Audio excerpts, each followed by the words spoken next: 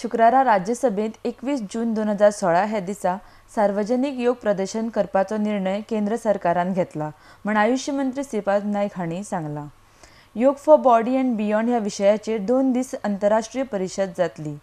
Radio, social media, digital cinema हांच्या माध्यमांतल्यान व्हड मोहीम राबयतले।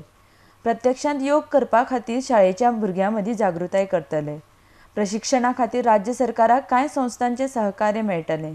प्रत्येक राज्य, जिल्लो, तालुका, गांव ह्या पातळीचेर योग प्रशिक्षण आयोजित करपाक केंद्रीय सरकार विनंती करतले।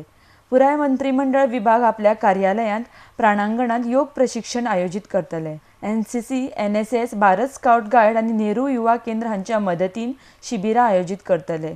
विदेशांत भारतीय मिशनांच्या माध्यमांतल्यान योग प्रशिक्षण जातले। सेंट्रल काउन्सिल फॉर योग नॅचरोपॅथी प्रत्येक जिल्ह्यांत कॉमन योग प्रोटोकॉला संबंधान शिबीर सत्रां घेतले। मुखार तांणी म्हळां, आयुष मंत्रालयान 12व्या येवजणेंत राष्ट्रीय आयुष मिशन सुरू केलां। पुराय देशांत आयुष उपचार पद्दतीचो प्रभावीपणान प्रसार करपाक ह्या मोहिमेची सुरवात केल्या।